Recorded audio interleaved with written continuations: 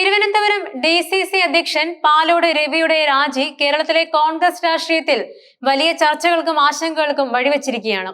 ഒരു പ്രാദേശിക കോൺഗ്രസ് നേതാവുമായി പാലോട് രവി നടത്തിയെന്ന് പറയപ്പെടുന്ന ഫോൺ സംഭാഷണം പുറത്തു വന്നതാണ് ഈ അപ്രതീക്ഷിത രാജിയുടെ പ്രധാന കാരണം. കോൺഗ്രസിനെ സംബന്ധിച്ചിടത്തോളം പ്രത്യേകിച്ചും തദ്ദേശ സ്വയംഭരണ തിരഞ്ഞെടുപ്പ് അടുത്തിരിക്കെ ഇതൊരു വലിയ തിരിച്ചടിയായി മാറിയിട്ടുണ്ട്. ഏകദേശം ഒരു വർഷം മുമ്പ്, അതായത് കഴിഞ്ഞ ഏപ്രിലിൽ നടന്നുവെന്ന് പറയപ്പെടുന്ന ഈ ഫോൺ സംഭാഷണത്തിൽ പാലോട് രവി നടത്തിയ പരാമർശങ്ങളാണ് വലിയ വിവാദങ്ങൾക്ക് തിരികൊളുത്തിയത്. ഈ സംഭാഷണത്തിൽ കേരളത്തിലെ രാഷ്ട്രീയ ഭാവിയെക്കുറിച്ച് അദ്ദേഹം നടത്തിയ നിരീക്ഷണങ്ങൾ കോൺഗ്രസ് നേതൃത്വത്തെയും പ്രവർത്തകരെയും ഒരുപോലെ ഞെട്ടിച്ചിരിക്കുന്നു. അദ്ദേഹം പറഞ്ഞ പ്രധാന കാര്യങ്ങൾ ഇവയായിരുന്നു: LDF സർക്കാർ തുടർഭരണം നേടും. കേരളത്തിൽ ഇടതുമുന്നണി തുടർഭരണം നേടുമെന്ന് പാലോട് രവി ഉറപ്പിച്ചു പറഞ്ഞു.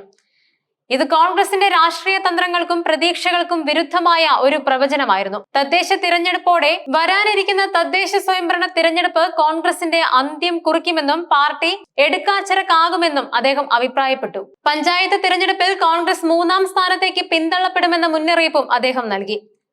കോൺഗ്രസിന്റെ പരമ്പരാഗത വോട്ട് ബാങ്കായ മുസ്ലിം വിഭാഗം മറ്റു പാർട്ടികളിലേക്കും പ്രത്യേകിച്ചും CPIMലേക്കും മാറുമെന്നും അദ്ദേഹം പ്രവചിച്ചു. ഇത് കോൺഗ്രസിന്റെ മതന്യൂനപക്ഷ പിന്തുണയെക്കുറിച്ചുള്ള ആശങ്കകൾ വർദ്ധിപ്പിക്കുന്ന ഒന്നായിരുന്നു.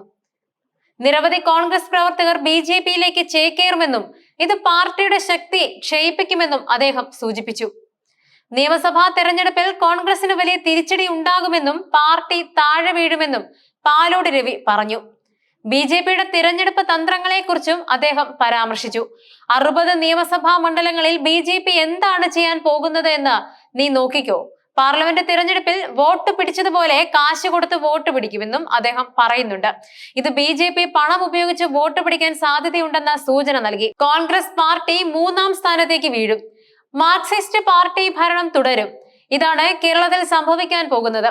ഇതോടെ ഈ പാർട്ടിയുടെ അധോഗതിയായിരിക്കും എന്ന് പറഞ്ഞ് കോൺഗ്രസിന്റെ ഭാവിയെക്കുറിച്ചുള്ള തന്റെ ആശങ്കകളും അദ്ദേഹം പങ്കുവച്ചു. ഈ സംഭാഷണം പുറത്തു വന്നതോടെ കോൺഗ്രസ് നേതൃത്വം പാലോട് രവിയോട് വിശദീകരണം ആവശ്യപ്പെട്ടു. എന്നാൽ നൽകിയ വിശദീകരണം തൃപ്തികരമായിരുന്നില്ല എന്നാണ് സൂചന. AICCയുടെ നിർദ്ദേശപ്രകാരം KPCC പ്രസിഡന്റ് K സുധാകരൻ നേരിട്ടെത്തി പാലോട് രവിയുടെ രാജി ആവശ്യപ്പെടുകയും സ്വീകരിക്കുകയുമായിരുന്നു. സാധാരണഗതിയിൽ ഒരു DCC അധ്യക്ഷന്റെ രാജി ഇത്രയും വേഗത്തിൽ സ്വീകരിക്കുന്നത് അസാധാരണമാണ്. ഇത് വിഷയത്തിന്റെ ഗൗരവം വർദ്ധിപ്പിക്കുന്നുമുണ്ട്. പാലോട് രവിയുടെ രാജി കോൺഗ്രസിനുള്ളിൽ നിലവിലുള്ള പല പ്രതിസന്ധികളെയും തുറന്നു കാട്ടുന്നുണ്ട്. സ്വന്തം പാർട്ടിക്ക് ഭാവിയുണ്ടെന്ന് വിശ്വസിക്കാത്ത ഒരു DCC അധ്യക്ഷൻ പാർട്ടിയുടെ പ്രതിച്ഛായയ്ക്ക് വലിയ കോട്ടമുണ്ടാക്കും. ഇത് നേതൃത്വത്തിലുള്ള വിശ്വാസമില്ലായ്മയുടെ പ്രതിഫലനമായി വ്യാഖ്യാനിക്കപ്പെടുന്നുണ്ട്. തദ്ദേശ തിരഞ്ഞെടുപ്പ് അടുത്തിരിക്കെ ഒരു പ്രധാന DCC അധ്യക്ഷൻ രാജിവെക്കുന്നത് കോൺഗ്രസിന്റെ സംഘടനാപരമായ ദൗർബല്യങ്ങളെ എടുത്തു കാണിക്കുന്നുണ്ട്. വോട്ടർ പട്ടികയിൽ പേര് ചേർക്കൽ അടക്കമുള്ള നിർണായക നടപടികൾ പുരോഗമിക്കുന്ന ഈ ഘട്ടത്തിൽ ഒരു അധ്യക്ഷൻ ഇല്ലാത്ത അവസ്ഥ കാര്യങ്ങളെ കൂടുതൽ സങ്കീർണമാക്കും.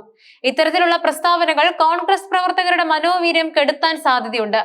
തദ്ദേശ തിരഞ്ഞെടുപ്പിനെ നേരിടാൻ തയ്യാറെടുക്കുന്ന പ്രവർത്തകർക്ക് ഇത് വലിയ നിരാശ നൽകിയേക്കാം. സംഭാഷണം പുറത്തുവിട്ടത് ആരാണെന്ന് വ്യക്തമല്ലാത്തത് കോൺഗ്രസിനുള്ളിലെ ആഭ്യന്തര കലഹങ്ങളിലേക്കും ഗ്രൂപ്പ് വഴക്കുകളിലേക്കും വിരൽ ചൂണ്ടുന്നുണ്ട്. ഇത്തരത്തിലുള്ള ചോർത്തലുകൾ പാർട്ടിക്കുള്ളിലെ വിശ്വാസ്യതയെ ഇല്ലാതാക്കും. പാലോട് രവിയുടെ പ്രസ്താവനകൾ LDFന് കൂടുതൽ ആത്മവിശ്വാസം നൽകും. കോൺഗ്രസ് നേതാവ് തന്നെ തങ്ങളുടെ തുടർഭരണം പ്രവചിച്ചുവെന്നത് അവർക്ക് പ്രചരണ ആയുധമായി ഉപയോഗിക്കാം. കോൺഗ്രസ് പ്രവർത്തകർ BJPയിലേക്ക് പോകുമെന്ന പ്രസ്താവന BJPക്ക് തങ്ങളുടെ വളർച്ചയ്ക്ക് അനുകൂലമായ സാഹചര്യമായി കാണാം. കേരളത്തിൽ വേരുറപ്പിക്കാൻ ശ്രമിക്കുന്ന BJPക്ക് ഇത് ഊർജം നൽകിയേക്കും. മുസ്ലിം വിഭാഗം CPIMലേക്ക് പോകുമെന്ന പ്രസ്താവന ന്യൂനപക്ഷ വോട്ടുകൾക്ക് മേൽ കോൺഗ്രസിനുള്ള സ്വാധീനത്തെ ചോദ്യം ചെയ്യുന്നു. ഇത് UDFന്റെ അടിത്തറയെ തന്നെ ബാധിച്ചേക്കാം. വരാനിരിക്കുന്ന തദ്ദേശ തിരഞ്ഞെടുപ്പിൽ ഈ വിഷയം ഒരു പ്രധാന ചർച്ചാ വിഷയമായി മാറും. ഇത് കോൺഗ്രസിന്റെ പ്രകടനത്തെ പ്രതികൂലമായി ബാധിക്കാൻ സാധ്യതയുണ്ട്. DCC അധ്യക്ഷ പദവിയിൽ ഇതുവരെ പകരം ചുമതല ആർക്കും നൽകിയിട്ടില്ല.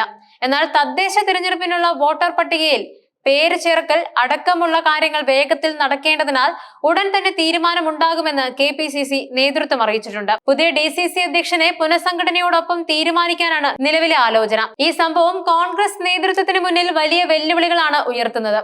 പാർട്ടിക്കുള്ളിലെ വിശ്വാസം പുനഃസ്ഥാപിക്കുകയും പ്രവർത്തകർക്ക് ആത്മവിശ്വാസം നൽകുകയും വരാനിരിക്കുന്ന തിരഞ്ഞെടുപ്പുകളെ നേരിടാൻ ഫലപ്രദമായ തന്ത്രങ്ങൾ ആവിഷ്കരിക്കുകയും ചെയ്യേണ്ടത് കോൺഗ്രസിന്റെ നിലനിൽപ്പിന് അത്യന്താപേക്ഷിതമാണ്.